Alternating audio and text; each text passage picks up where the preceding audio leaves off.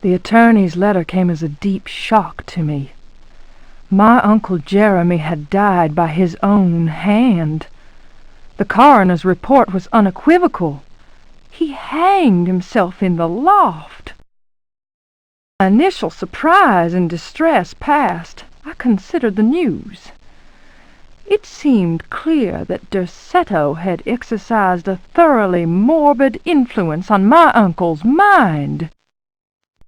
That creaking old mansion with its unusual tales, its secret library door, the ancient upstairs clock, all those occult books that my uncle could not resist reading in spite of his fragile nerves.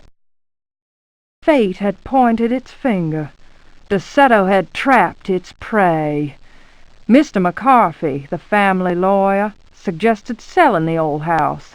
I immediately opposed the idea. My duty is clear. I must go to Derceto. I tremble at the thought of those dark corridors, those brooding portraits. Yet I am convinced that Uncle Jeremy left a note, a letter of some kind explaining his fateful decision. I remember his voice saying, "Look at the piano, Emily. Look harder. Maybe the secret drawer will yield up an explanation." I have the feeling things will not be so simple. Life is a mystery containing more mysteries. Jeremy taught me that much. Now is the time to confront the mysteries. Derceto is waiting for me. I pray that my fear is nothing more than the fruit of my imagination. Nothing will ever persuade me that my uncle was insane. But why did he, according to the police report, block the loft window with the old wardrobe?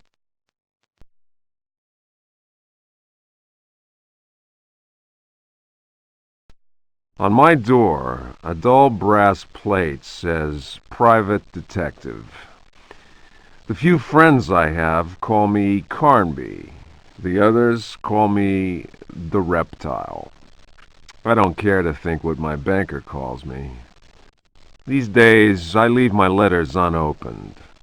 Bills and threats to send in the receivers just ruin my day. When an antique dealer called Gloria Allen contacted me, I slipped into my best shirt, holstered my .38, and got to her shop as fast as I could. I was expecting something sordid. Blackmail, probably. Boy, was I wrong. What I was asked to do was visit a property called Derceto and find a piano in the loft.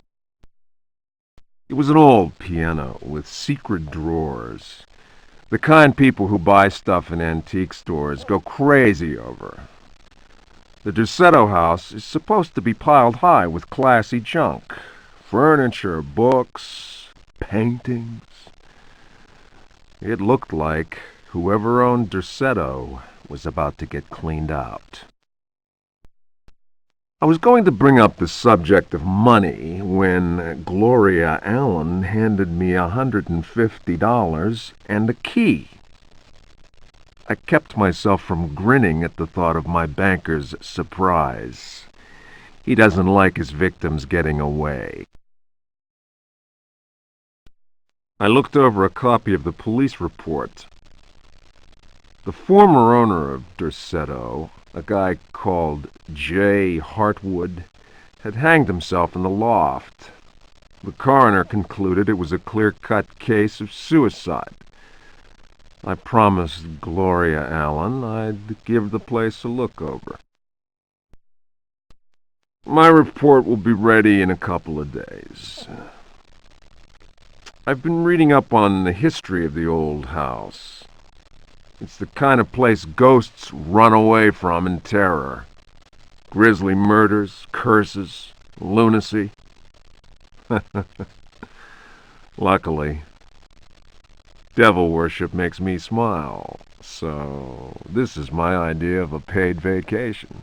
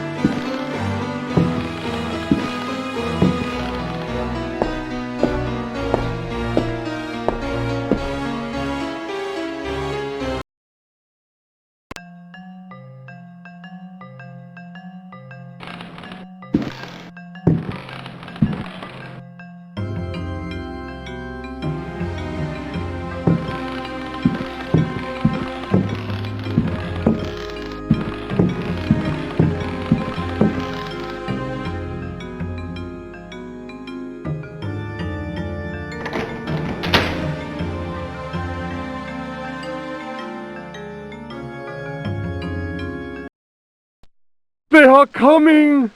I have freed hellish forces, and now the price must be paid. Derceto is the prey of evil. The sun has set. They will find my body, but will not have my soul. I can imagine the master's fury and the terror in the hearts of his slaves. I hear their footsteps. Some may understand what I have done. May God forgive me. Farewell, Jeremy Hartwood.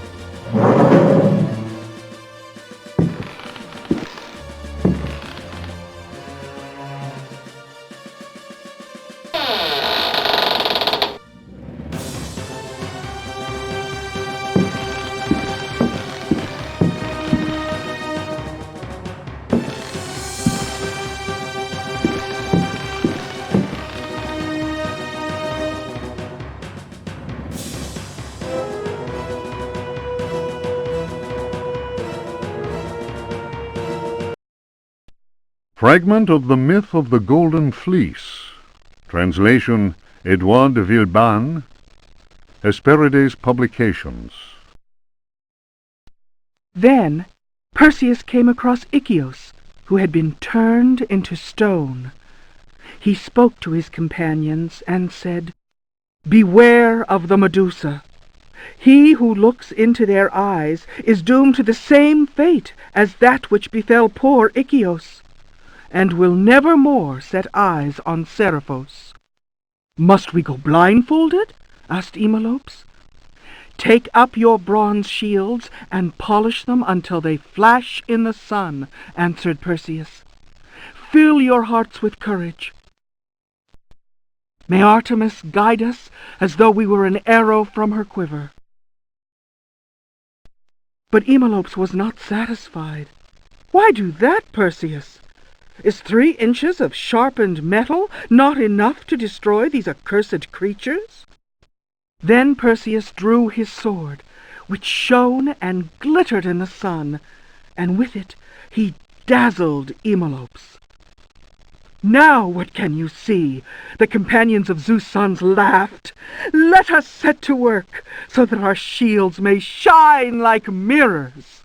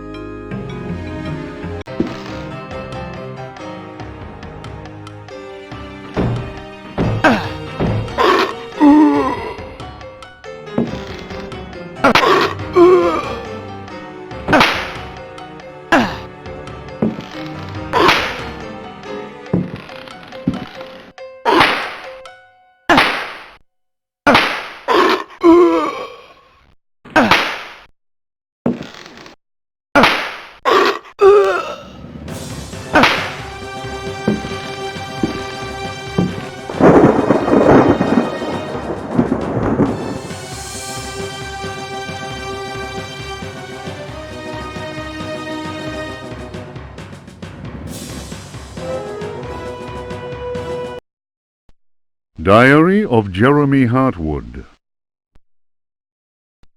September 27th, 1924. I have decided to keep this diary. Too many inexplicable events have taken place recently. Never have dreams so haunted my every waking moment. Perhaps my romantic mind was too dull, and has only now woken up to these new paths and visions. Some, seeing my recent paintings, may question my sanity. I can only ask them, what is sanity? Where does madness begin? September 28th, 1924. The night is pitch black. I am again drenched in sweat.